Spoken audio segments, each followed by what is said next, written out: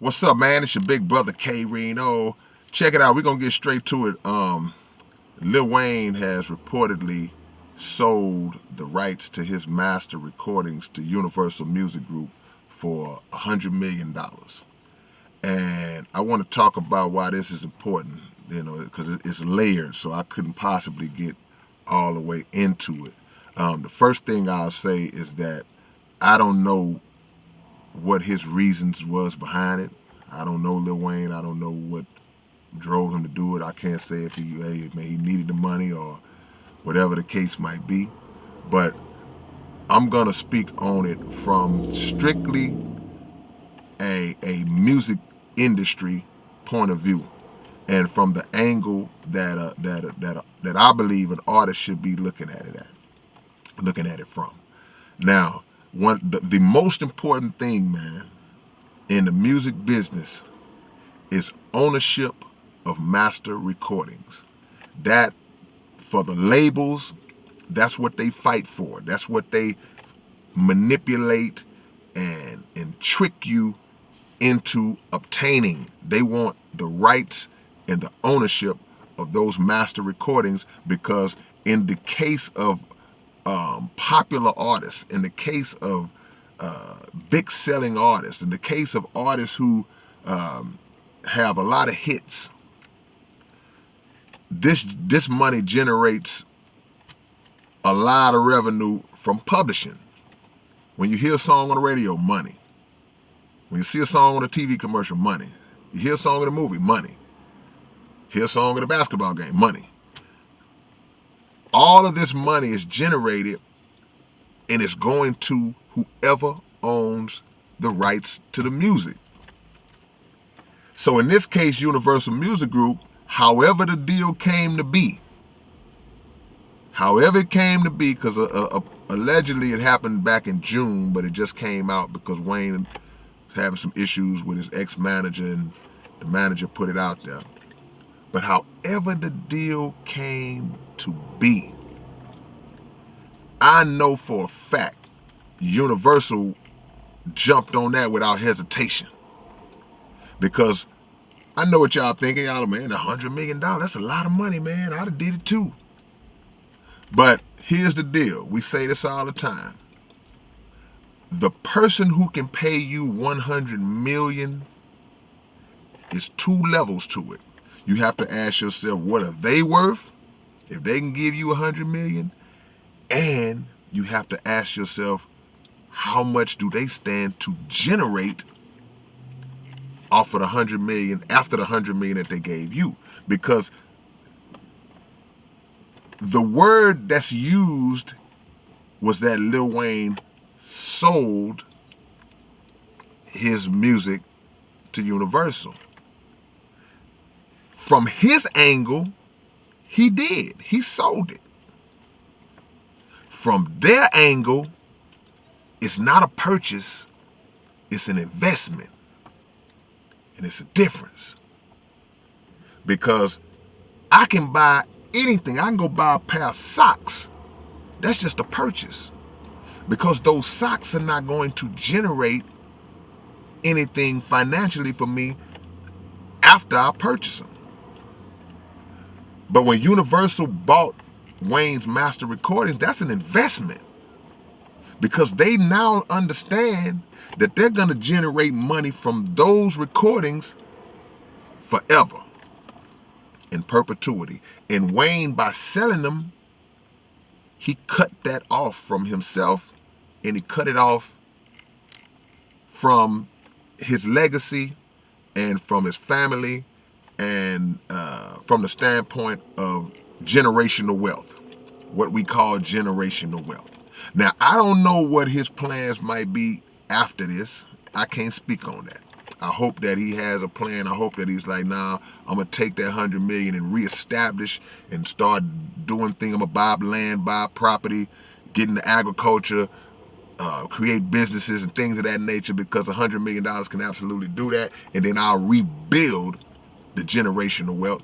Maybe that's the plan. I hope it is. But to give your life's blood and your life's work And an artist of his caliber that has generated that kind of money and that kind of popularity, I'ma say it, $100 million ain't worth it. Now again, if it's a situation where he needed the money, he had to get this lick, that's not my place to judge. I'm only speaking from a music industry standpoint, and I'm also speaking to current artists, future artists that may be in that position one day. It's nothing that is going to be more valuable than your master recordings. And these labels know it. These talentless CEOs can't even whistle a tune. They know it. So $100 million check, that was easy to cut. That was light work. Because they knew that they were going to flip that over and over and over again forever. There have been a few other artists recently who have sold portions of their catalog to labels. And I don't know what's going on. I don't know why it's happening. I think Bob Dylan did it. RZA did it. A couple others have done it. And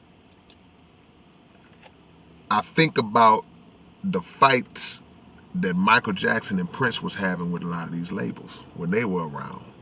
And I don't care. Nobody can tell me that Mike and Prince ain't dead because of those wars that they were having with those labels. Nobody can convince me that their deaths are not connected to those wars because they had too much power. Their voice to educate other artists, it was too powerful.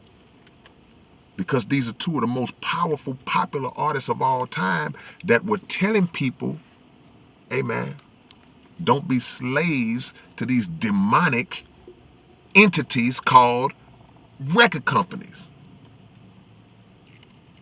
Michael Jackson was fighting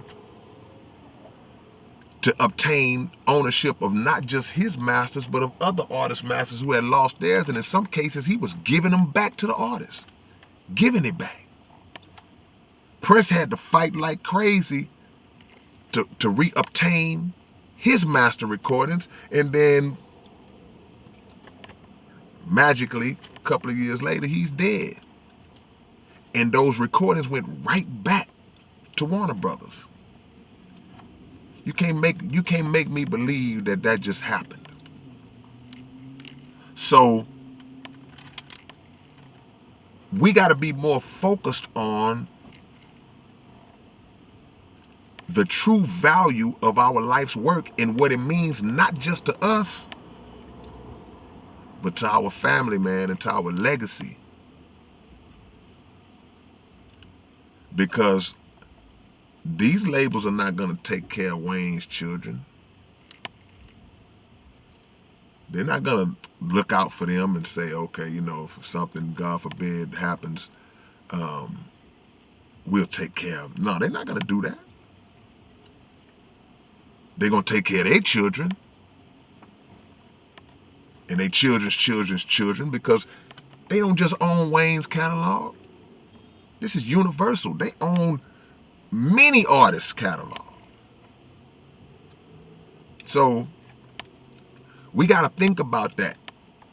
And even in the most strained financial situations that we're in, and again, I can't speak to that because, hey man, I don't know where he was at financially at the time that deal was made. So it's not my place to judge it or insult him. I'm just speaking from the principle of how we got to think. And to young artists that are coming in, how you got to think coming in the door. Because what happens with us, we totally uneducated coming in. And by the time we fully kind of grasp this thing or grasp it enough to know what's going on, you 10, 15, 20 years in, and you can't get it. So we got to educate ourselves coming in. We got to put ourselves through a level of scholarship coming in the door. I don't care if you're 17 years old. I don't care if you're 19 or 20. That can't be an excuse these days. You got to hit the door when you walk into the meeting, letting them know what you're going to take and what you're not going to take, what you're going to do, what you're not going to do, what's mine and what I'm willing to give you. Don't let nobody tell you what they're willing to give you for your work and your worth. So I hate to see his master recordings go. I hate to see it go because I know the Universal was slobbing at the mouth to get it. And I know that billionaires have no problem dishing out a few millions because they're going to flip the millions back into more billions. It's your big brother K-Rino, man. Let me know what y'all think in the comments. I tell y'all what I'm going to do. I will reply to the first 25 comments on this video. The first 25 comments from different people. One person, y'all can't put 15 questions or comments, but I will manually reply to the first 25 comments in the comment section and on this topic.